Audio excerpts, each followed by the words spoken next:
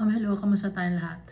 I praise the Almighty Father, the Creator of heaven and earth, our Creator who created us in His image and likeness. For His great love for us will endure for all eternity. And He gave to us His words, the Bible, as proof that He is powerful, He's amazing, He is awesome, magnificent, glorious, holy, righteous God. And the Word became flesh. So He gave to us also our Redeemer, our Savior, Jesus Christ, the Lamb of God, the commander of the army of the Almighty Father, the King of Kings and the Lord of Lords, our friend who gave His life on the cross for the forgiveness of our iniquities. And His blood is powerful. It will never lose its power. And I also thank the Holy Spirit for always guiding us, showing us to do good deeds, reminding us of the words of our Father and of the teachings of our Savior, our teacher, the high priest, the order of Melchizedek, the sacrificial lamb, the man clothed in linen with an inkhorn. So last time, we read Leviticus chapter 25.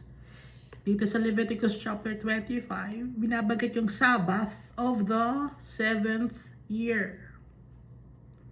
So, 6 years na magtatrabaho ang mga tao sa kanilang mga fields. Kung ano man ang kanilang trabaho, magtrabaho sila, no? Magagather sila ng fruit. But on the 7th year, hindi sila dapat magtrabaho because it is the solemn rest for the land. Utos ni Almighty Father ito. So tuwing ika-7th year, mag-rest ang land. Hindi sila dapat mag-ani or magtrabaho. Itatanong natin, paano sila kakain kung hindi sila mag-aani, hindi sila magtatrabaho on the 7th year? So, sa ika-6th year, bibigyan sila ni Almighty Father ng abundance. Marami silang ma-harvest on the 6th year. At yung on the 6th year na yon, yung harvest na yon, ay para sa 3 taon.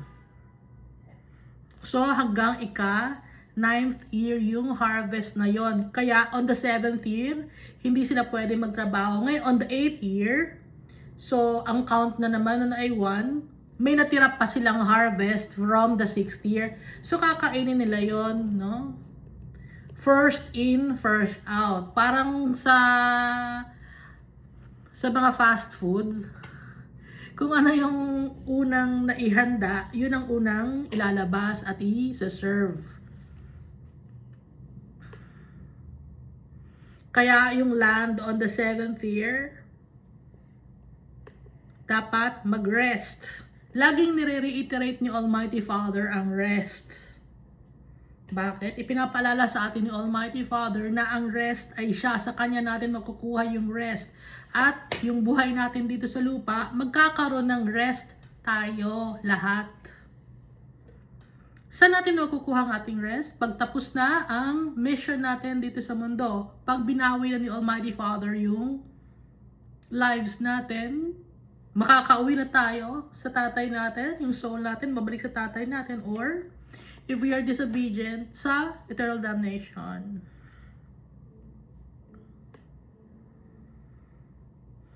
So lahat ng tao, even the hired man and the strangers. Tapos merong year of Jubilee.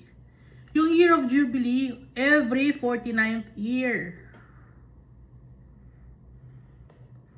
7 years times 7. That's 49. Bakit? It's a complete number para ipapaalala ni Almighty Father na yung buhay natin dito sa mundo may hangganan. Kaya minsan may mga tao na hindi sila nakakaabot ng year of Jubilee kasi nga 49 years yon. Pero yung nakakaabot naman ng 49 years, dapat i-celebrate nila yon, ano? It's a day of atonement. Saka magsasound ang trumpet. That's the day of Jubilee. Every 49 years, sineselebrate. So yung mga tao, every 7th year, no? Hindi sila magtatrabaho. But every 49th year, babalik sila sa kanilang possession. Babalik sila sa kanilang family, uuwi sila. Going back to their roots. Gaya natin, ang rest day natin, it's going back to our Father. Kaya nga inuulit-ulit ni Almighty Father ang rest day. So, ang rest day, ang Sabbath day, it's not just one day of the week, but all throughout our lives, we must remember the Sabbath day. Kaya, for the first day of the week up to the 6th day, we will work for our Father. Store up treasures in heaven. How do we store up treasures in heaven? By obeying our Father, loving Him, worshiping Him, believing in Jesus Christ, and also loving our brethren as we love ourselves. So yung 50th year, yun ang Jubilee, no? Jubilee. Hindi Jollibee, Jubilee. You shall neither sow nor reap. Kasi every 49 years, and then sa ika-50th year, no? At dito rin galing yung word na Pentecost. Yung sa Book of Acts. Kasi 50, Pente.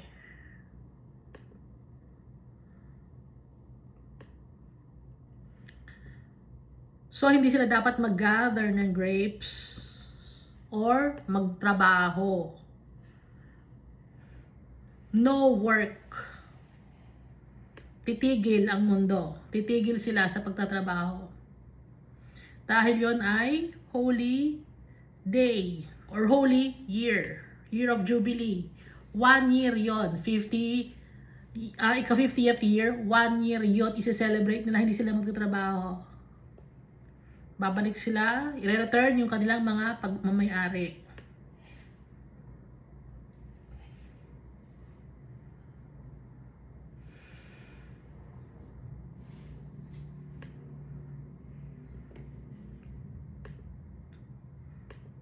Ngayon, yung mga price increase, meron pa rin may magpa-price increase.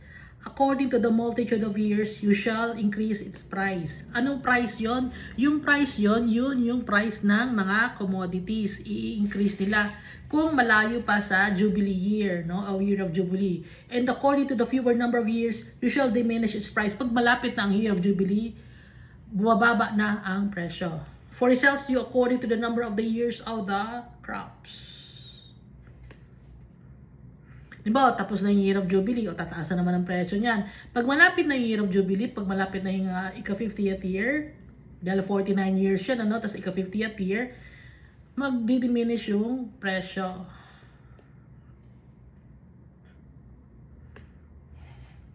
Yun ang utos ni Almighty Father. Ngayon, yung tungkol naman sa tuwing ika-7th year,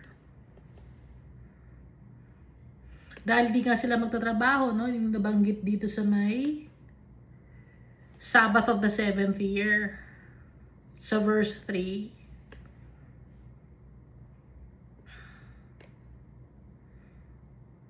Three years yon, yung produce nila sa ika-6th year. So maraming blessings. Blessings si Almighty Father sa ika-6th year, kasi sa 7th year, hindi sila magtatrabaho. Sa 8th year, magtatrabaho na sila. Or sa 9th year, magtatrabaho na sila. Pero, yung kanilang mga old produce na galing sa ika-6th year, dapat maubos nila yon. Unahin muna yung mga na-harvest nila ng ika-6th year. bago nila kainin yung harvest na ika-8th year or ika-9th year. Ngayon, pag may mga properties na binibenta naman, hindi pwede. Dahil ang pagmamay-aang lupa, ang mundo na to, si Almighty Father ang may-ari. We are only sojourners. So, nung time may mga poor people na, no? At, inahayaan ni Almighty Father na may mga relatives na tumulong sa mga kamag-anak na poor. So, hindi nawawala ang mga poor people, gaya ng sabi ni Jesus Christ. Nire-redeem yun. Kung may utang, tutulungan yung kamag-anak. Ngayon, yung mga magkakamag-anak, nag-aaway-away, nag-iinggitan. Dito, sa turo ni Almighty Father, magmamahala ng mga tao.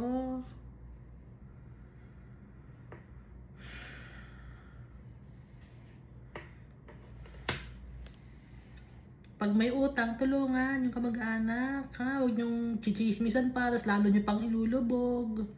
Hindi ganun ang turo sa atin ni Almighty Father. Maawain si Almighty Father. Kaya dapat tayo maging maawain din dahil tayo ay anak ni Almighty Father.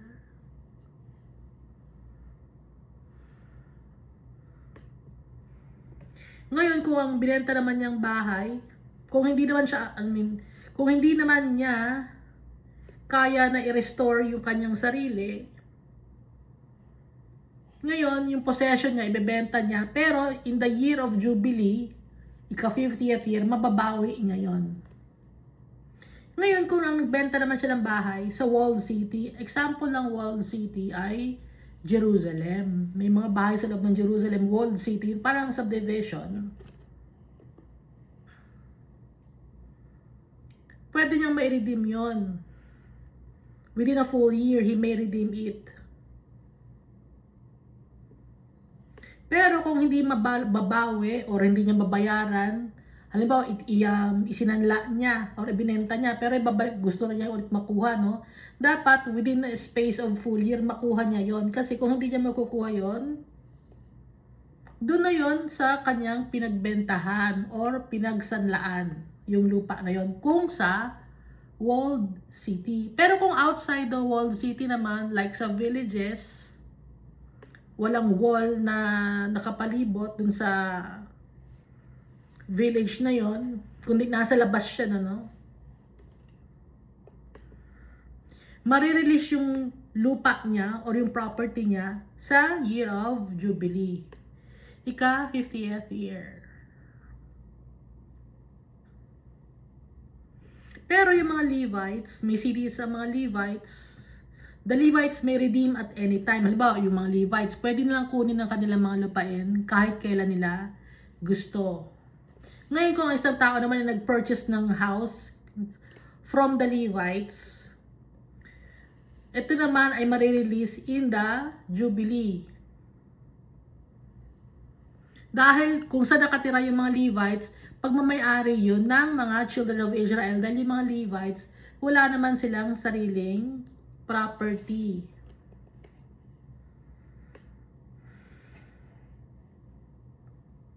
At merong common land, no? Hindi rin binibenta. Yung common land. At yung pagpapahiram sa mga mahihirap ng pera or pagkain, hindi mo dapat pwede tubuan. Magagalit si Almighty Father. Mahirap na nga yung tao, tutubuan mo pa. Ayaw ni Almighty Father ng 5-6. Dapat pag pinahiram mo, walang tubo. Dahil, kaya nga siya nangungutang, dahil wala siyang pera, tapos tutubuan mo pa. Anong klaseng tao yun? Ngayon yung mga tao ngayon ganon. Wala nang pera yung tao, tutubuan pa. Kaya nga nangungutang, ginawang negosyo. Dahil swapang ang tao. You shall not lend him your money for usury. Hindi mo dapat tubuan. Nor lend him your food at a profit. Dapat walang tubo. Hindi mo pagkakakitaan. Dahil ang Diyos natin ay Diyos na mabait, righteous, just, merciful. At sa mga tungkol naman sa mga slaves, pag walang pera ang tao, binibenta niya yung sarili niya or magiging tauhan siya. Pero kung Israelite siya, magiging tauhan siya ng kapwa niya Israelite, siya ay dapat na ituring na hindi slave. Ituring siyang kapatid, no?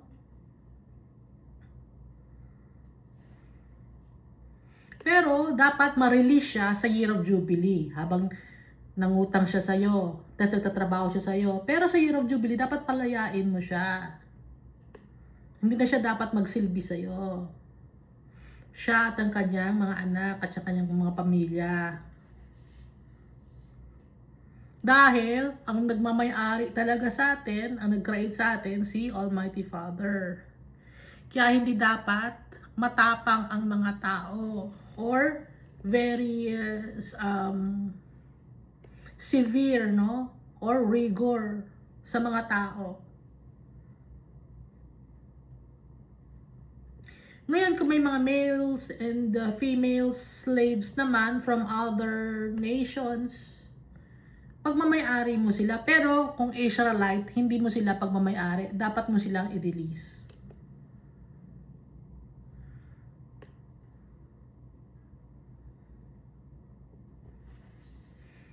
Pag hindi sila Israelite or children of Israel. Yung lahi na yon na mga tao naging tauhan mo hanggang sa kaapo-apuhan, kaanak-anakan, ikaw ang may-ari, yung family mo. Ngayon, merong mga sojourner naman na yumayaman din, hindi lang mga Israelites. At kung ikaw naman ibebenta, isa kang Israelite, ibebenta mong yung serbisyo sa isang hindi Israelite, pwede kang ma-redeem ng iyong brethren, ng kamag-anak mo, uncle mo, or next of kin or near of kin.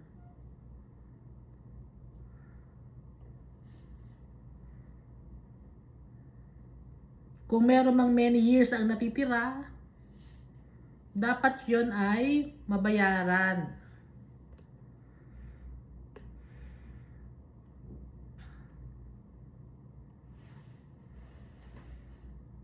Kung konti na lang natitira bago mag-Year of Jubilee, dapat mabayaran niya ang kanyang price na para mapakawalan siya.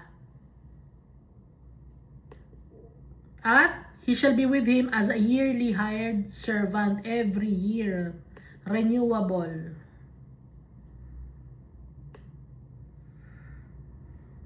Ngayon, kung sa years na yun hindi siya na-redeem, i-release siya dapat sa Year of Jubilee.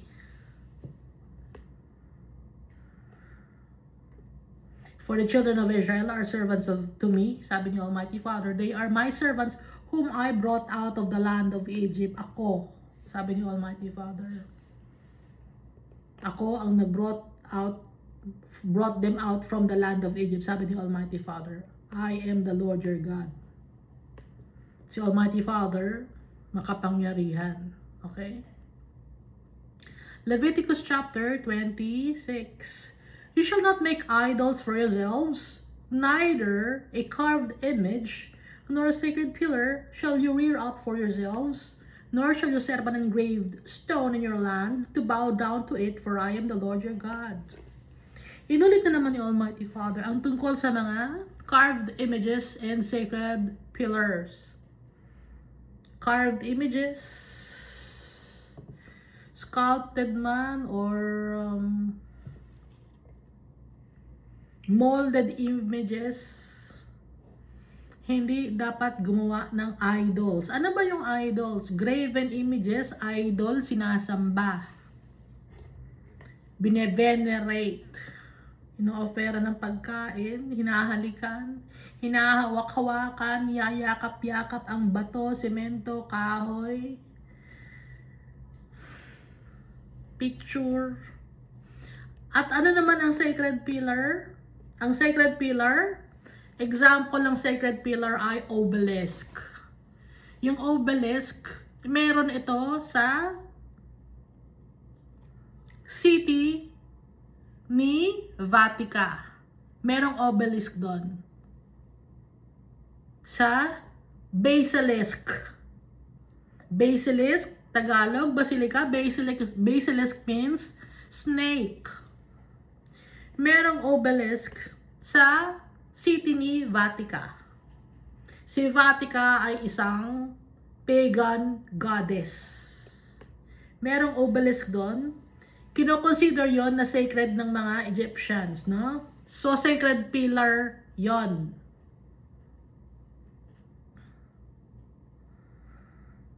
An obelisk is a sacred four-sided monolithic pillar tapering to a pyramid-shaped top, primarily originating from ancient Egypt to honor the sun god Ra.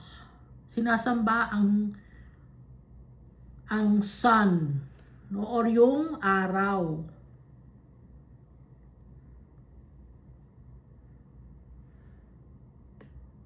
Yun ang ibig sabihin ng obelisk. Mataas siya.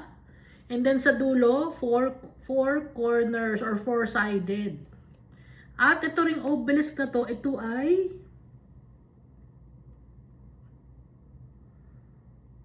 phallic symbol.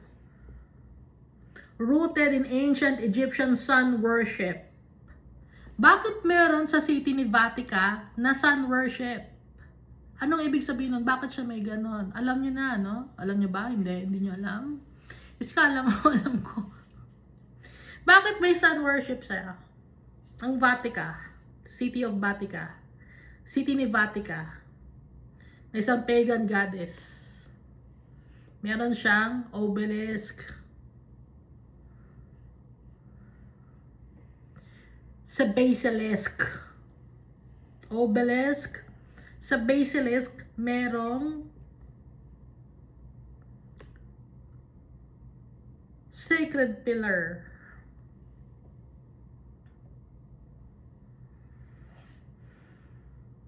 Yun ay symbol of masculinity and authority in modern architecture daw. Pero, it is a phallic symbol representing fertility, male power, and the god Osiris. Pagan god Osiris. Representing fertility na naman. Bakit ganun? Ang hilig sa fertility nila. Ang hilig sa aphrodisiac. Ba't ganun yung mga pagan gods and goddesses? Phallic symbol pa. Alam niyo naman siguro, Iska, no? Kung ano yung phallic symbol?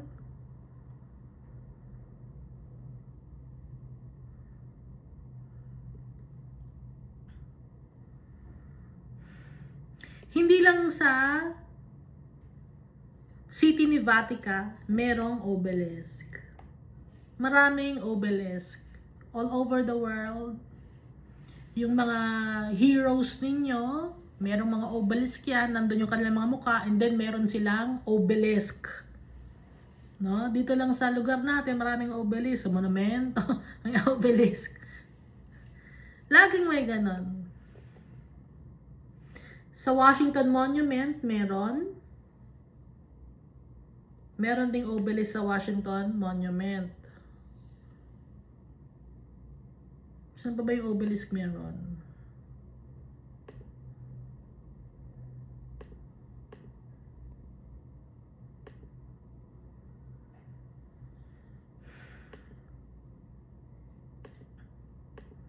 At yung mga engraved stone din, ano rin yun, sacred pillar ding matatawag yon. Example ng sacred pillar ay yung Blarney Castle or Blarney Stone. Hinahalikan ito ng mga tao. Meron din Stone of Scone. Hinahalikan din ito ng mga tao. Meron ding Magdala Stone. Hinahalikan din ng mga tao. Sinasamba rin.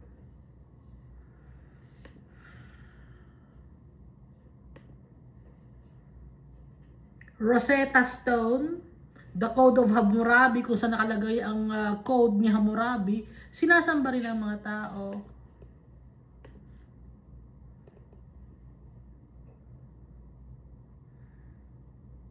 Yung Georgia Guidestones, no, tinanggal na yon, sinira na yon. Recently lang, 2022. Yung Aztec Sunstone, sinasamba rin ng mga tao. At yung rock sculpture sa Romania.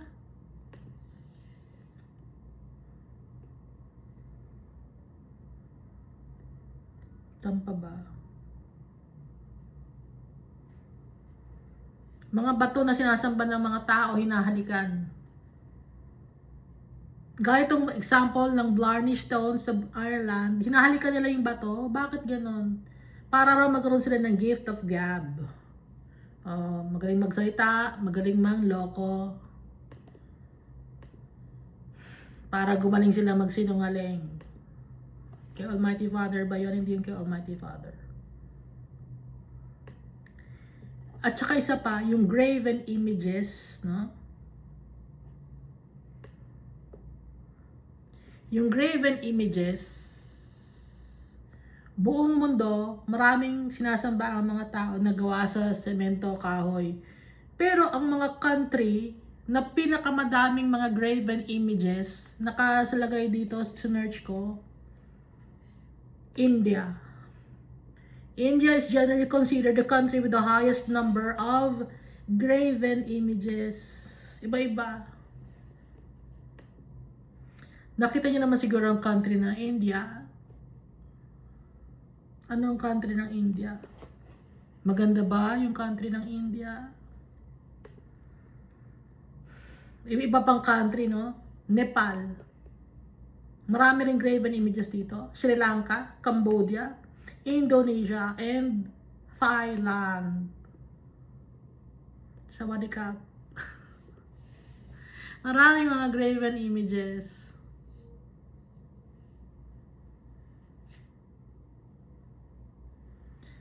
Mayayaman ba silang bansa? Mayamang bansa ba ang India? Mayamang bansa ba ang Nepal, Sri Lanka, Cambodia, Indonesia, Thailand? Sa sobra nilang dami ng graven images, galit si Almighty Father. So masaya ba si Almighty Father doon? Mayaman bang bansa ito mga ito?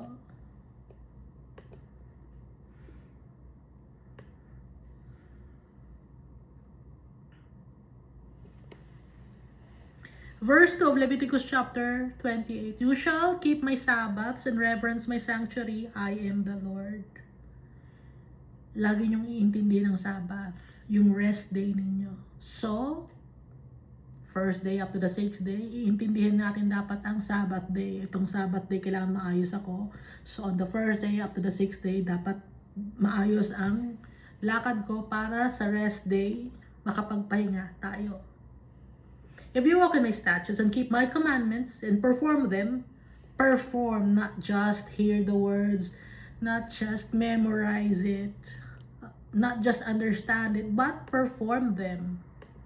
Then I will give you rain in its season. Pagpapalay ko kayo, sabi ni Almighty Father. The land shall yield its produce, and the trees of the field shall yield their fruit. Hindi kayo magugutom. Ibibless ko kayo, sabi ni Almighty Father. Your threshing shall last till the time of vintage, and the vintage shall last till the time of sowing, and you shall eat your bread to the full. There's no pestilence or famine. Hindi kayo magugutom.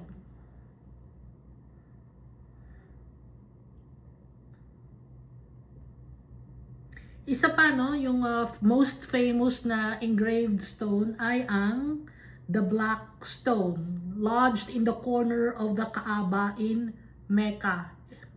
Ito ay relic believed to have originated from paradise, and worshippers circumambulate it. Kaya nga yung Ark of the Covenant, up to now, hindi makita kung nasaan. Bakit? Ayaw ni Almighty Father na sambahin ng mga tao ang Ark of the Covenant. Ayaw ni Almighty Father sambahin ng mga tao ang Noah's Ark. Ano pa ba? Ayaw ni Almighty Father sambahin ng mga tao kung saan si Jesus na crucified sa cross, yung kahoy na ginamit. Kaya wala doon, wala. Dahil dapat, ang tatay natin, we must worship Him in spirit and in truth. Pati si Jesus Christ. We must worship them in spirit and in truth. Kasi those things were created by men, or they were made by men who were wicked. Kaya hindi dapat sambahin ang mga bakal, kahoy, semento, pader, no? Nakakita ka lang ng korteng mukha ng tao. Ay, si Jesus yung korteng mukha ng tao, ah. O, lalagyan mo na ng kandila. Pader yun. Ano ba yan? Hindi, miracle yun. Biglang lumabas. Hindi, niloloko ka lang ni Satan. Magbasa tayo ng Bible. Hindi, nakita ko sa sun, sumasayaw yung sun. Bakit sasayaw yung sun? Hindi, nakita ko sumasayaw yung sun. Bakit sasayaw yung araw? Paano ang sayaw? Anong tugtog ba? Bakit sasayaw ang araw?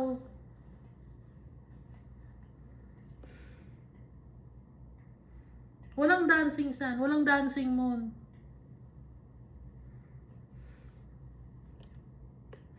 Ngayon, pwede na maggumawa ng computer-generated na mga graphics sa sky, no? Kaya mag-ingat tayo. Hindi lahat na nakikita niyo sa sky ay totoo, dahil sometimes, di ba, pag yung may New Year, may nagkakaroon ng name dyan, or may mga lights, ano lang yon, hologram, computer generated yon, ha? Huwag tayo magpapaloko. Magbabasa tayo ng Bible.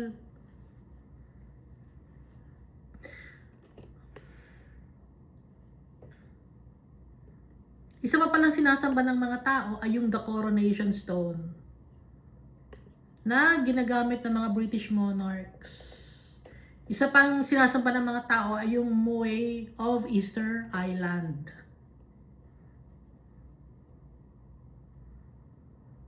At saka yung Stone Mountain carving, sinasamba ng mga tao yun.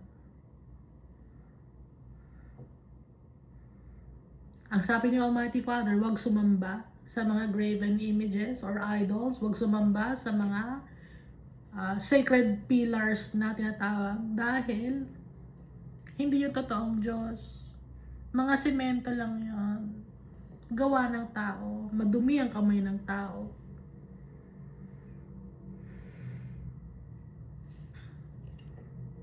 At nakalagay sa Bible, di ba? And they worship the creation and not the creator. Sa Romans chapter 1, kasalanan yun. Our Father is holy, and so we must obey Him because He is holy. So pag sumusunod tayo sa tatay natin, i-bless niya tayo. Hindi tayo magugutom. Hindi tayo magkakasakit. Ano pa? Verse 6. I will give peace in the land, and you shall lie down, and none will make you afraid. I will rid the land of evil beasts, and the sword will not go through your land. Walang war. Puro peace. Peace will reign in the land. Pero ngayon, may peace ba ang mundo natin? Walang peace ang mundo natin. Why? It's because we are disobedient. We are wicked.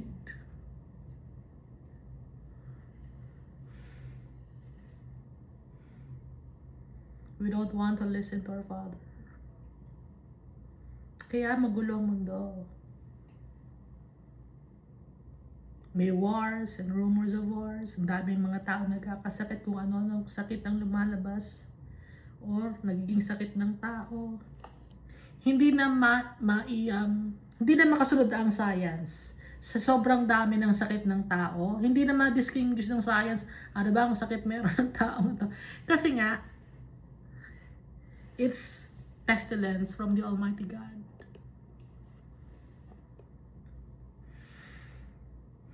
Because we are disobedient, we are wicked. Verse 7, you will chase your enemies, and they shall fall by the sword before you. 5 of you shall chase 100, if we are obedient to our Father, no? And 100 of you shall put 10,000 to flight. Your enemy shall fall by the sword before you. Kahit nakokonti kayo, matatalo ninyo ang kalaban ninyo, sabi ni Almighty Father. Even if you are outnumbered, you will be victorious. Itong ibig sabihin nito. Dahil our Father will fight for us if we are obedient to Him.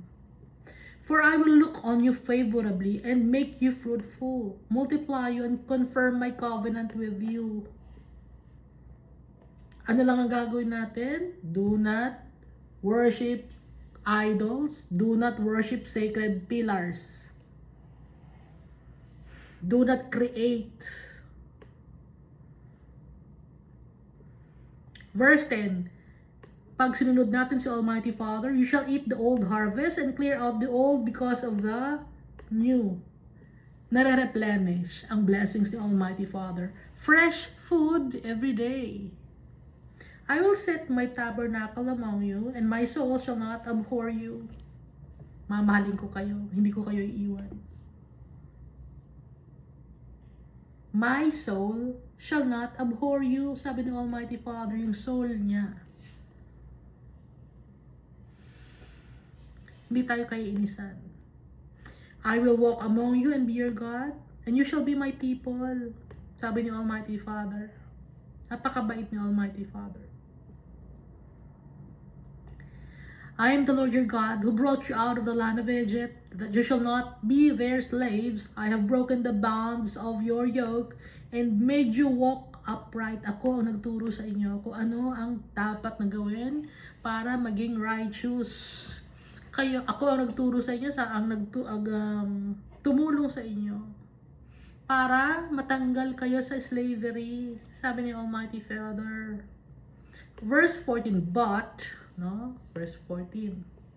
Pero, but if you do not obey me, kung hindi niyo ako susundin, and do not observe all these commandments, kung naggawa kayo ng graven images at mga sacred pillars, anong gagawin ni Almighty Father?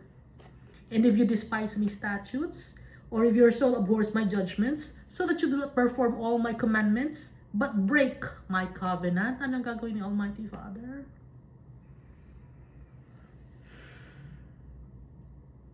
I also will do this to you. I will even appoint terror over you, wasting, disease, and fever. Ano ba yung wasting, disease, and fever? May sakit ka, walang kagalingan yung sakit mo. Lalagnating ka, walang kagalingan. Yung health mo will deteriorate, which shall consume the eyes and cause sorrow of heart. Malulungkot ka.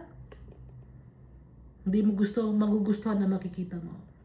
And you shall sow your seed in vain. Mahihirapan ka magkaroon ng pera without profit. For your enemies shall eat it, na nakawin. Halimbawa, sa trabaho mo, tatanggalin ka sa trabaho dahil may enemy ka ron, dahil matigas ang ulo mo, tuturuan ka ni Almighty Father ng lesson. Tatanggalin ka niya sa mga bagay na pinagmamalaki mo. Gagawa si Almighty Father ng way dahil disobedient tayo. I will set my face against you, and you shall be defeated by your enemies.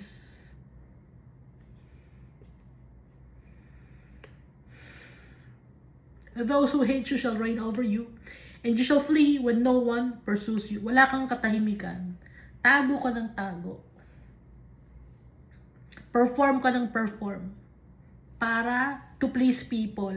Pero hindi mo mapiplease ang people dahil ang tao, ang utak nila ay paiba-iba.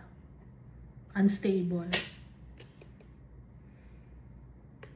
And after this, if you do not obey me, then I will punish you 7 times more for your sins. First time, sinabi ni Almighty Father, I will punish you 7 times more.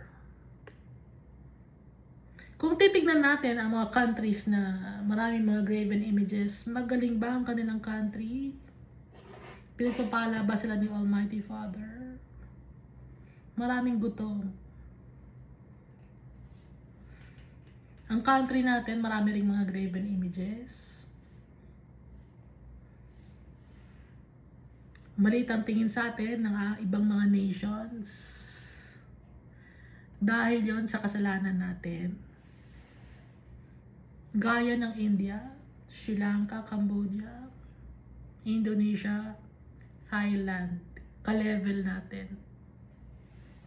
Because of idolatry and second pillars. Kaya maraming nagugutom sa mga country na yun, gaya hanggang kahit sa country natin. Dahil nga matigas ang ulo natin. Kung ano-anong mga sakit ang dumadapo sa mga tao. Wala tayong katahimikan. Dahil parusa yun ni Almighty Father. Verse 18, and after all this, if you do not obey me, then I will punish you 7 times more for your sins. I will break the pride of your power. Our Father will humble us. I will make your heavens like iron. Magdasal man tayo ng magdasal, yung heaven parang iron. Hindi makakarating kay Almighty Father yung dasal natin because we have graven images and sacred pillars. And your earth like bronze. Ano yung earth? Kahit na bungkal ka ng bungkal dito sa mundo, trabaho ka ng trabaho, mahihirapan ka magtrabaho. Yun ang ibig sabihin ito, your earth like bronze. Hindi didinggin yung Almighty Father ang prayers natin. I-humble niya tayo. And your strength shall be spent in vain. Pagod na pagod sa kakatrabaho, pero wala patutunguhan, hindi nakakaipon. Hand-to-mouth existence. For your land shall not yield its produce, nor shall the trees of the land yield their fruit. Puro kaguluhan. Yung government, magulo din. Then if you walk contrary to me, and are not willing to obey me, hindi niyo pa rin ako sinunod. I will bring on you 7 times more plagues according to your sins. So, pangalawang banggit na ni Almighty Father yung 7 times, no? Plague naman. I will send wild beasts among you, which shall rob you of your children. Ano ba yung mga wild beasts? Hindi lang ito mga animals. Ito yung mga taong nag-aanyong animals. Yung mga ugaling animals. Destroy your livestock and make you few in number, and your highways be desolate. Mawala ng tao sa lugar ninyo. And if these things you are not reformed by me, but walk contrary to me, pag matigas pa rin ang ulo ninyo, then I will also walk contrary to you. I will punish you yet 7 times for your sins. So, 3rd time na ni Almighty Father binanggit ang 7 times na parusa. I will bring a sword against you, and that will execute the vengeance of the covenant. When you're gathered together within your cities, I will send pestilence among you. Tayong lahat, no? Slaves tayo. Dito sa bansa natin. Yung ibang mga tao, slaves sa ibang bansa. Nagpupunta sila ng ibang bansa para maging slaves. Baka sabihin, hindi naman slaves sa trabaho. May sarili bang business? Pag nagtatrabaho ang isang tao under sa isang company, slave yon. Employee. Kahit pag gaano kalaki ang sweldo mo, empleyado ka pa din. Slave. Iniba lang ang word. Para gumanda, employee. Para maging katanggap-tanggap society, mga politically correct words. Pero alam naman natin na pag empleyado ka, pag sinabi ng boss mo, tanggal ka na sa trabaho mo, slave ka, tanggal ka na eh. Wala ka ng desisyon. Ha? So, empleyado ka, slave ka. Kahit gaano pa kalaki ang sweldo mo, gaano pa kalaki ang bahay mo, kung wala kang negosyo, na ang boss mo, may boss ka pa, na boss ng boss, slave ka. Empleyado lang ang magandang pakinggan vice president, no? Or manager, maganda lang pakinggan. Pero, ang ano na yun, ang sum nun, equal to slave pa rin na matatawag, empleyado.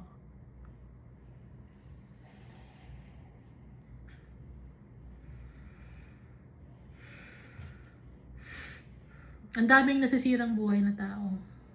Dahil sa pagpupunta ng ibang bansa, nagiging empleyado sila. Sira ang pamilya, sira ang buhay. Dahil matigas ang ulo natin. Damay-damay tayo. Baka sabihin nyo, ako wala naman akong graven images. Wala rin akong sacred pillars. Pero hindi mo binigyan ng warning yung kapwa-tao mo na ba't gumagawa ka ng ganyang bagay. You are enabling those people who commit atrocities and abominations.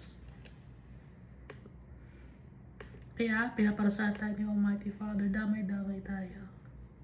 Verse 26, when I have cut off your supply of bread, 10 women shall break your bread in one oven, and they shall bring back your bread by weight, and you shall eat and not be satisfied. Kahit gaano kadami pa ang ibigay sa iyo na pera, or blessing ni Almighty Father, or kung ano man ang makuha mo na yield or profit, you will never be satisfied. Marami mga ganun tao, hindi satisfied. Kumita na ng malaki pag kumita na ako ng ganitong pera, okay na ako. Pag nakabili ko na nabili ko na ang bagay na gusto ko, okay na ako. Pero hindi pa rin, hindi ka masatisfy. Bakit? Parusa ni Almighty Father. You will clamor for more and more and more. Hindi ka masatisfy. Dahil takot ka sa future. Takot ka kung ano ang mangyari sa future, kaya ipon ka ng ipon. Ngayon yung mga naiipon mo, parang hindi ka pa rin satisfied.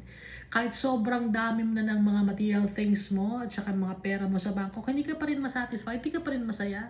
Magulo pa rin ang buhay mo. Parusa ni Almighty Father. Magulo pa rin ang pamilya mo. Verse 27, and after all this, if you not obey me, but walk contrary to me, then I also will walk contrary to you in fury, and I will chastise you 7 times for your sins. So, pang-apat na ni Almighty Father, binanggit yung parusa 7 times. Bakit? Hanggang 4 lang niya binanggit ito. Hindi niya binanggit hanggang 7. Kasi, yung pag binanggit na niya ang 7, na parusa ng 7, ibig sabihin complete na yon. So, ito hanggang 4 lang niya binanggit yung 7 times, meaning hindi pa kumpleto, no? Kasi nga, alam ni Almighty Father na ipapadala niya si Jesus Christ. Kaya, dito sa Old Covenant, sa Leviticus, hanggang 4 lang niya sinabi yung 7 times na kaparusahan. Verse 29, you shall eat the flesh of your sons and you shall eat the flesh of your daughters. Ito ay hindi cannibalism. Ito ay yung, ibig sabihin ito, ibebenta mo yung anak mo, ibebenta mo yung anak mong lalaki, ibebenta mo yung anak mo na babae, at kumakain ka dahil sa ibinenta nila ang kanilang sarili. Yun ang ibig sabihin nito. You shall eat the flesh of your sons, you shall eat the flesh of your daughters. Sometimes they sell their own bodies. Sinesell nila or binibenta nila ang kanilang morality, ang kanilang values, or ang kanilang reputasyon sa society. Yun ang ibig sabihin nito ng verse 29. Verse 30, I will destroy your high places, cut down your incense altars, and cast your carcasses on the lifeless forms of your idols. Lifeless forms of your idols. Dahil yung mga idols nyo ay hindi naman buhay. Hindi naman Diyos yung mga idols ninyo. Gawa lang sa semento, hindi nagsasalita yan, hindi sumasagot.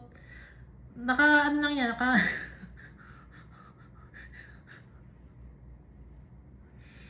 nakatayo lang siya. Hindi siya powerful. Hindi siya powerful, nakatayo lang siya. Gawa sa semento, di ba? Takot ka pag gumalaw yung semento, ba't gumagalaw yung semento? Ba't gumagalaw yung kahoy? Nakakatakot yun.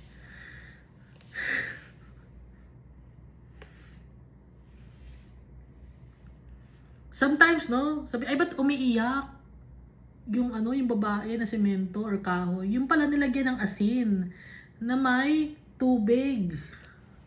Dun sa loob ng ulo, may bukas dito.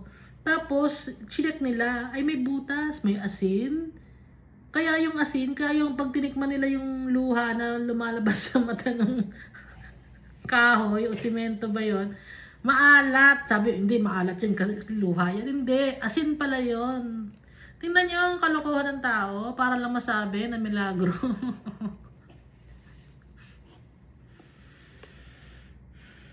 Minsan sumasayaw, ang galing na ito sumasayaw. Pero, isinasayaw niya, ganon. Niloloko niya yung sarili niya. Ba't ganon yun? Oh. As an example.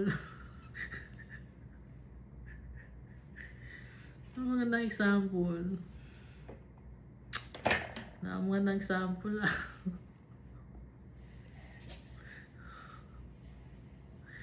Nakakatawa. Di ba kayo natatawa? Uy, sumasayaw ah. Tapos iba naman mga tao. Oo nga, sumasayaw. Naglolokohan? Nagsisinungalingan? Ang galing, no?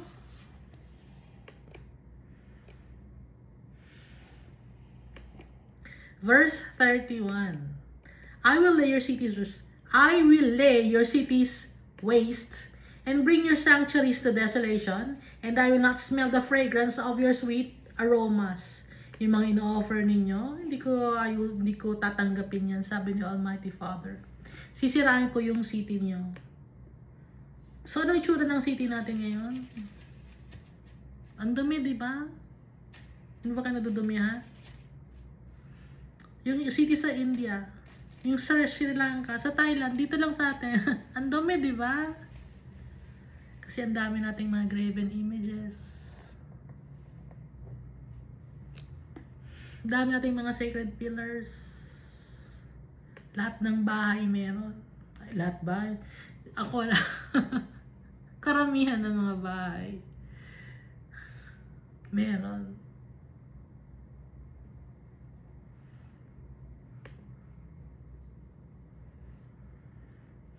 Imbis na mahalin si Almighty Father, ang minamahal nyo yung mga tao na matay na. Tapos gagawa kayo ng rebulto, nakamukha ng mga tao na matay na. Si Jesus, ulitin ko, hindi si Jesus yung kahoy na sinasamba ninyo. Hindi si Jesus yon.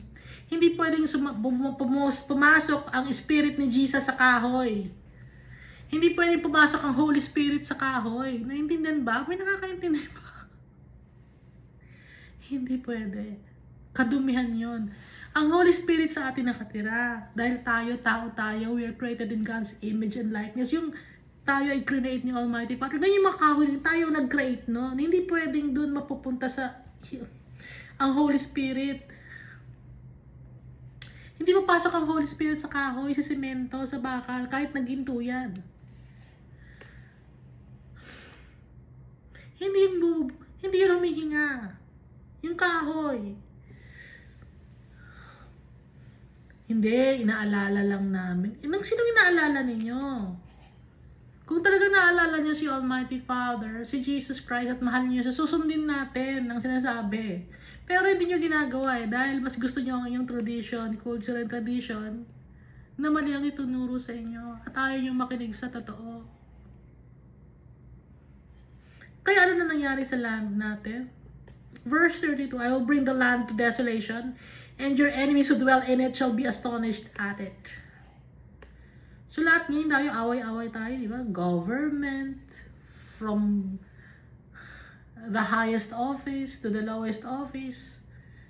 Sa society natin, ang gulo. Kasi we are wicked, disobedient people. I will scatter you among the nations and draw out a sword after you, and your land shall be desolate and your cities waste. So noon, nangyari na to. At up to now, nangyayari pa rin. Kailan nangyari ito? Nung time ni King Zedekiah, nakalagay sa book of Jeremiah, nasira yung Jerusalem. Nasira ang Israel. And sa ngayon, sino ang Israel? Tayo. Kasi si Jesus, He died on the cross and rose again from the dead. Sino na ang Israel? Not just the country Israel, but tayo also. Adopted sons and daughters of the Almighty God. Tayo. Pero nung ginagawa natin?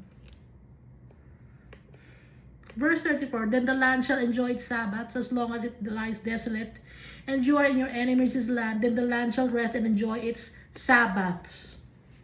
So, nung time ni King Zedekiah, nawala ng tao ang land of Judah and Israel.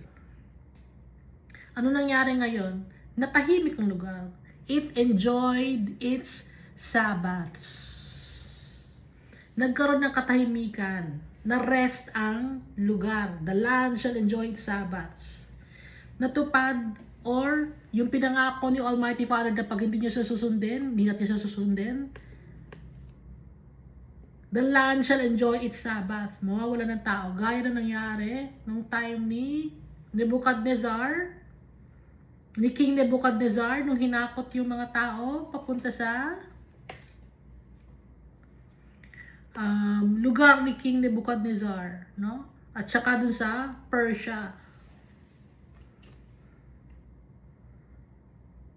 As long as it lies desolate, it shall rest. For the time, it did not rest on your Sabbaths. No? Kaya inuulit yung Sabbath kasi nga rest. Ha? Rest ang ibig sabihin ng Sabbath.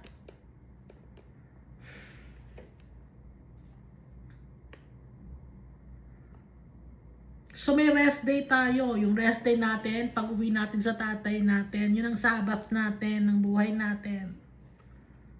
Verse 36, and as for those who are left, I will send faintness or fear into their hearts in the lands of their enemies. The sound of a shaken leaf shall cause them to flee.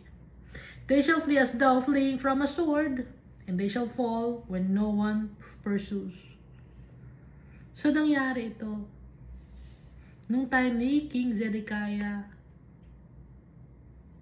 nag-aalisan ng mga tao sa land. Dahil ginawang slaves sa other nation, no? Sa Babylon tsaka sa Persia. Verse 37, they shall stumble over one another, as it were before a sword when no one pursues, and you shall have no power to stand before your enemies. So, hindi lang ito nangyari nung time ng kay King Zedekiah, mangyayari rin ito sa time ng pagdating ni Jesus Christ sa last days. Verse 38, you shall perish among the nations, and the land of your enemies shall eat you up. And those of you who are left shall waste away in their iniquity in your enemies' lands, also in their fathers' iniquities, which are with them, they shall waste away. But if they confess their iniquity, pero, may pero na naman si Almighty Father dito, pero, kung tatanggapin ninyo or aaminin ninyo ang inyong kasalanan, at yung kasalanan ng inyong mga ninuno, with their unfaithfulness in which they were unfaithful to me, and that they also have walked contrary to me, and that I also have walked contrary to them, and have brought them into the land of their enemies, if their uncircumcised hearts are humbled, and they accept their guilt, ang dami, di ba? Kung tatanggapin nila yung kanilang kasalanan, tatanggapin nila yung nagkasala yung kanilang mga ninuno, na sila naging unfaithful sa akin. Sabi ni Almighty Father na salungat ang ginawa nila sa pinag-uutos ko. At dinala ko sila sa ibang lupain. Dahil ang kanilang puso ay madumi. At tinatanggap nila na sila ay guilty. Sabi ni Almighty Father, then I will remember my covenant with Jacob. Papatawarin ni Almighty Father ang mga tao. If we only humble ourselves, stop committing abominations. Tatanggapin tayo ni Almighty Father. Aalalahanin niya yung kanyang promise sa atin. I will remember my covenant with Jacob and my covenant with Isaac and my covenant with Abraham. I will remember the land. Never ni Almighty Father kakalimutan ng kanyang promise. But we must also do our part in believing in our Father, obeying Him, trusting Him, humbling ourselves before our Father. Love Him. Yun ang gusto ni Almighty Father. Mahirap pang gawin ang mahalin si Almighty Father. Napakadaling mahalin ni Almighty Father.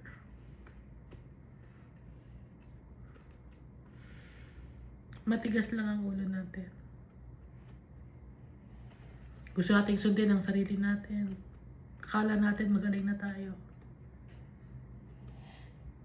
Ginagamit natin ang ating sariling kakatalinuhan. Pero yung katalinuhan natin, na alam natin, napakaliit lang kung ikukumpara sa wisdom ni Almighty God.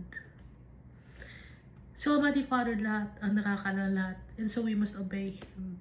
He knows the future.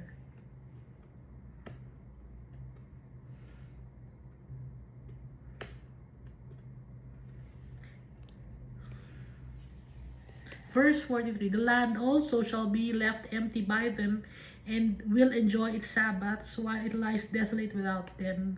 They will accept their guilt because they despised my judgments, and because their soul abhorred my statutes. Tatanggapin natin yung mga kasalanan natin. Aaminin natin. Yun ang gusto ni Almighty Father. Be remorseful.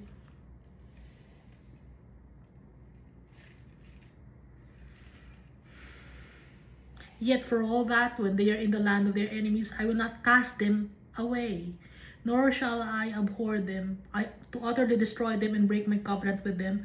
For I am the Lord their God. Hindi ko pa rin sila kakalimutan. Sabi ni Almighty Father, He will punish the people, pero hindi niya kakalimutan. May chance pa tayo. Ibig sabihin, may chance pa kayo. Hindi ko kayo kakalimutan. Paparusahan ko kayo, pero hindi ko kayo kakalimutan. May chance pa tayo ngayon. Naghihirap tayo sa mundo na to, may chance pa tayo. Let's go back to our Father. Verse 45, but for their sake I will remember the covenant of their ancestors, whom I brought out of the land of Egypt, in the sight of the nations, that I might be their God. I am the Lord, sabi ni Almighty Father. Gustong-gusto ni Almighty Father na i-fulfill ang kanyang promise. Ano bang promise ni Almighty Father? To claim our inheritance. Gustong-gustong ibigay ni Almighty Father sa atin. Pero bakit hindi sa atin may bigay? Because we are not worthy. Paano lang tayo magiging worthy to claim our inheritance? Paano lang tayo magiging worthy na para ma-fulfill ni Almighty Father ang promise niya sa atin? Kasi gusto-gusto ni Almighty Father i-fulfill ang kanyang promise because He is full of love. Obey Him, love Him. Yun lang ang gusto ni Almighty Father. Napakasimple. Pero bakit hindi magawa ng tao? It's because of pride. Because of faithlessness. Walang faith ang tao kay Almighty Father. Some Christians, they say that they have faith in the Almighty Father, but then nagkakaroon pa rin sila ng second thoughts. If we have faith in the Almighty Father, ibuhos na natin lahat ng ating faith kay Almighty Father. Hindi lang pwedeng konti-konti lang, konting faith lang ibibigay ko. No! Give ourselves wholeheartedly to our Father. Yun ang gusto ni Almighty Father.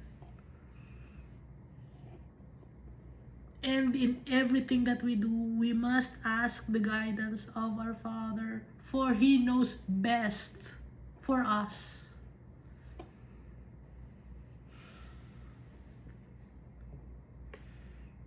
Verse 46 is the last verse of Leviticus chapter 28. These are the statutes and judgments and laws which the Lord made between Himself and the children of Israel on Mount Sinai by the hand of Moses.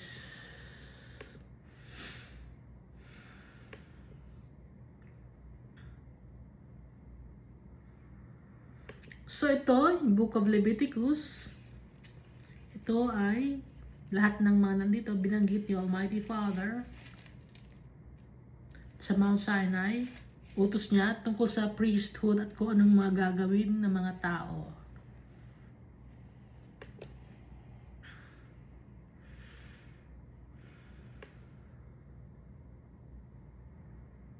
Kausap ni Almighty Father si Moses. Leviticus chapter 27. Now the Lord spoke to Moses, saying, Speak to the children of Israel and say to them, When a man consecrates by a vow certain persons to the Lord, according to your valuation or appraisal. So, bawat tao, based sa kanyang age at sa kanyang sex, no, or gender, merong appraisal or valuation. Kung ang isang tao ay kine-consecrate ng ipapromise niya ang isang tao kay Almighty Father by a vow certain persons to the Lord. Ano yung valuation yung appraisal? If your valuation is of a male, kung lalaki, from 20 years old up to 60 years old, ang kanyang valuation, then your valuation shall be 50 shekels of silver according to the shekel of the sanctuary. May bayad, no? May value, may appraisal. Ito 50 shekels. Pag 20 years old, up to 6 years old na lalaki,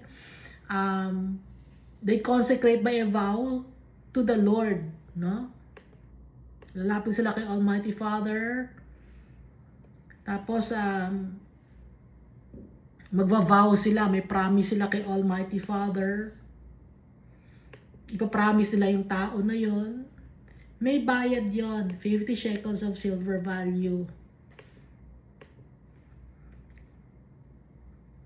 If it is a female, kung babae naman, iba naman ang value. Then your valuation shall be 30 shekels. Mas mura. Mas mura ng 20 shekels ang babae. Kung ang age ay 20 to 60, no? Mas mura.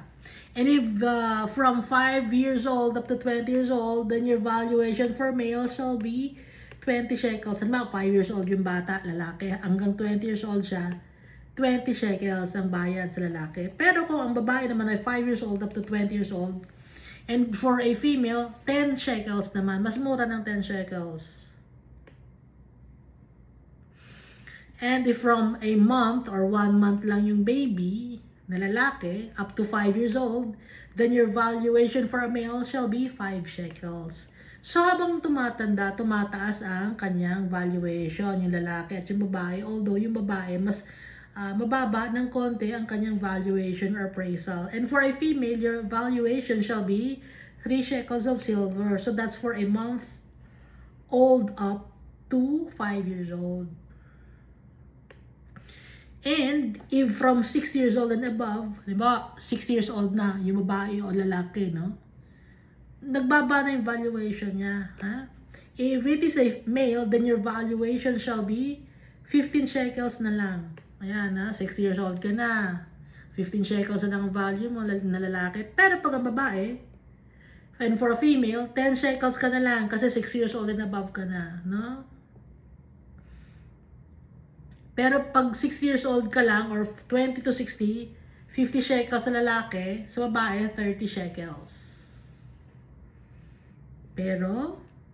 But, if he is too poor to pay your valuation, kasi ang babayad na yung tao, then he shall present himself before the priest, and the priest shall set a value for him. Yung priest na mismo ang magbibigay siya ng value kasi hindi mo kaya magbayad, no? According to the ability of him who vowed, the priest shall value him.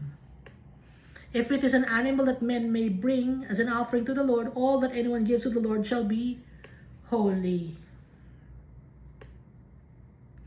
He shall not substitute it or exchange it, good for bad or bad for good. And if he at all exchanges animal for animal, then both it and the one exchanged for it shall be holy. Kahit anong klaseng animals. Kasi yung donkey, hindi ba kinakain yon? Pwede yung gamitin na tagahila ng mga carts. Pati yung mga horses or camels pwedeng sakyan. Kaya kahit na anong animal. If it is an unclean animal, which they do not offer as sacrifice to the Lord, then he shall present the animal before the priest. And the priest shall set a value for it, whether it is good or bad, as you, the priest, value it, so it shall be. But if he wants at all to redeem it, gusto niyang bawiin, then he must add 1/5 to your valuation. Babawiin niya, so magbabayad siya ng 1/5 ng value kung magkano niya in-offer yon. 1/5 or 20%. And when a man dedicates his house to be holy to the Lord, then the priest shall set a value for it. So, kaya nagkakaroon ng pera rin yung mga priest kasi pag kinoconsecrate nila, may bayad, no? I-dedicate yung house, may bayad yon. Whether it is good or bad, as the priest values it, so it shall stand. Yung priest ang nagsaset ng value. If he who dedicated it wants to redeem his house, gusto niyang i-redeem, no? Or i-buy back yung kanyang house, then he must add 1/5 or 20% of the money of your valuation to it, and it shall be his. Pwede niyang bawiin. Dedicate kay Almighty Father, gusto niyang bawiin, pwede. Pero 20% ibabawas sa makukuha niya, or magbabayad siya ng 20%, no? If a man dedicates to the Lord part of a field of his possession, then your valuation shall be according to the seed for it. Kung ano yung itinatanim, yun ang value.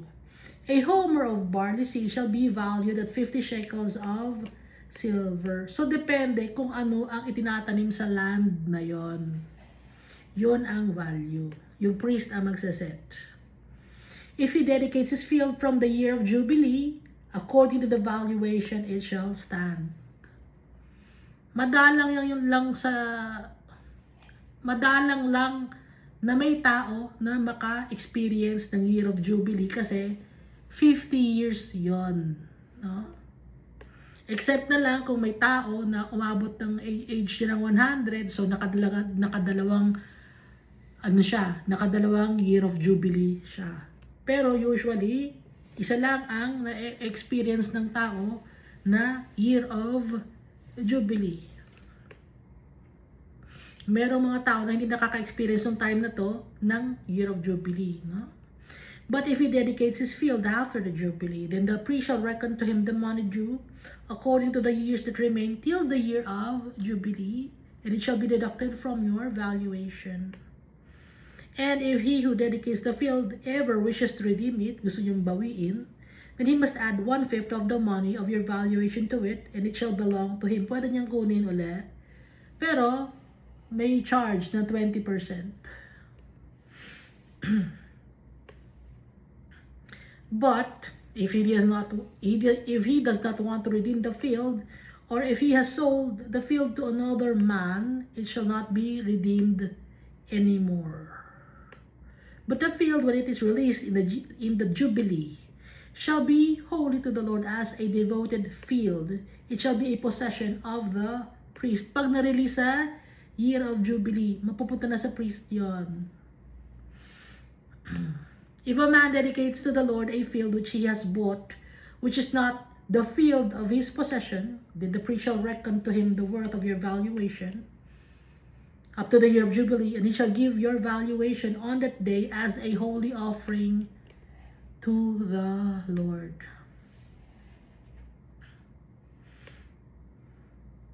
In the Year of Jubilee, the field shall return to him from whom it was bought, to the one who owned the land as a possession.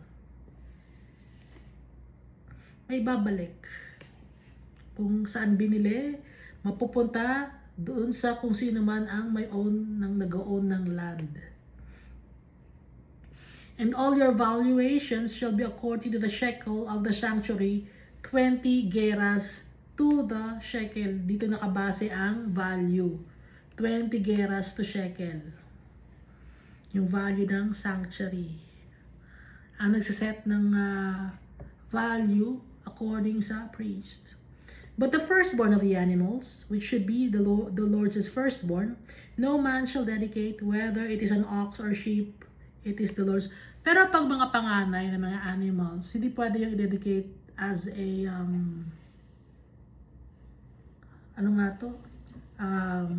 dedicate kay God. Kasi talagang kay God yung mga firstborn, no?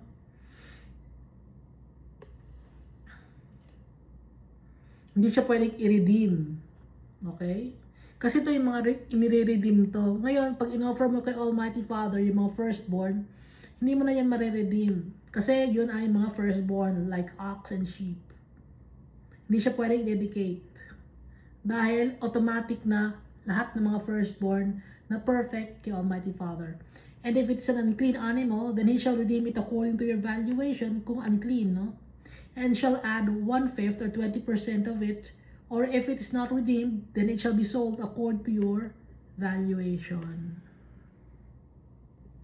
Nevertheless, no devoted offering that a man may devote to the Lord of all that he has, both man and beast, or the field of his possession, shall be sold or redeemed. Every devoted offering is most holy to the Lord.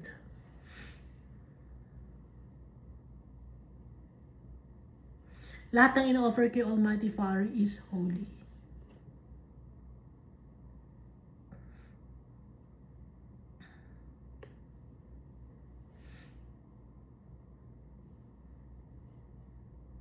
Or given exclusively, ibig sabihin nito, no? Iba kasi yung pwede mong i-redeem. Pero ito, yung given exclusively na irrevocably na, hindi mo na pwedeng mabawi. Yun ay devoted offering most holy to the Lord. Binabanggit sa verse 28. Verse 29, no person under the ban who may become doomed to destruction among men shall be redeemed, but shall surely be put to death. Kung merong kasalanan, yung tao, hindi mo pwedeng i-offer. Kasi he's doomed to destruction already. Hindi siya pwedeng i-redeem kasi siya dapat nang patayin. And all the tithe of the land, 10%, no? Yes. Whether of the seed of the land or the fruit of the tree is the Lord's. It is holy to the Lord, yung 1/10. Okay, Almighty Father yun. If a man wants at all to redeem any of his tithes, he shall add 1/5 to it. Pero kung gusto niya i-redeem yung kanyang tithes, babawiin niya yung kanyang tithes, may charge 20%. No? Example, ang tithe niya umabot ng 5,000. Yung kanyang naibigay na tithe. Ngayon, hindi niya pwedeng makuha yung 5,000 na yun. May charge na 20%. So, may charge na 1,000. So, ang makukuha lang niya, 5,000 minus 1,000. 4,000 lang ang makukuha niya. And concerning a tithe of the herd of the flock, or whatever passes under the rod, the 10th one shall be holy to the Lord. He shall not inquire whether it is good or bad, nor shall he exchange it. And if he exchanges it at all, then both it and the one exchanged for it shall be holy. It shall not be redeemed. Hindi na pwedeng i-redeem. Hindi na pwedeng bawiin. These are the commandments which the Lord commanded Moses for the children of Israel on Mount Sinai. And that's the last verse of the last chapter of Leviticus. Yung book of Leviticus, ang root word, Levi, priest, no? Na, kaya Leviticus ang name ay para ipatupad ng mga priest at utos ni Almighty Father to na yung priest ay manggagaling sa lineage ni Aaron, yung kanyang mga anak ng mga anak ng mga anak. So, utos to ni Almighty Father. Kaya, Leviticus. Ngayon, may priest ba tayo? Meron tayong priest? ating high priest, si Jesus Christ in the order of Melchizedek, a royal priesthood, a holy nation, tayo na mga nagtitiwala kay Jesus Christ. At saan ang temple ng Holy Spirit? We are the temple of the Holy Spirit. Tayo mismo. Wala nang tabernacle, yung Ark of the Covenant, si Jesus din yon. Sinisimbolize nun, si Jesus Christ. Kaya maraming role si Jesus Christ. Kaya yung name niya, it's too wonderful for us to understand or too amazing for us to comprehend. Gaya ng sinabi niya kay Manoah na father ni Samson. Dahil tinatanong ng father ni Samson, anong name mo? It's too wonderful for you to understand or to comprehend. Dahil nga, si Jesus Christ ang pinadala sa atin ni Almighty Father to save us from ourselves, to release us from the bondage of sin and shame. Kaya magpasalamat tayo kay Almighty Father. We must be forever grateful to our Savior, our Redeemer, and also to our Father who loves us so much. Every now and then, He gives us chances. Not just isang chance. Sobrang daming chances na binibigay sa atin ni Almighty Father because He's very loving, He is merciful, He is forgiving Father. At gusto niya na maklaim natin ang ating inheritance. Gusto niya makasama niya tayo because He created us in His image and likeness. We can never comprehend how much our Father loves us so much. And He only requires us to obey Him, to have faith in Him, to love Him, to worship Him, and to have faith in Jesus Christ, His only begotten Son. Thank you, and God loves us all so much.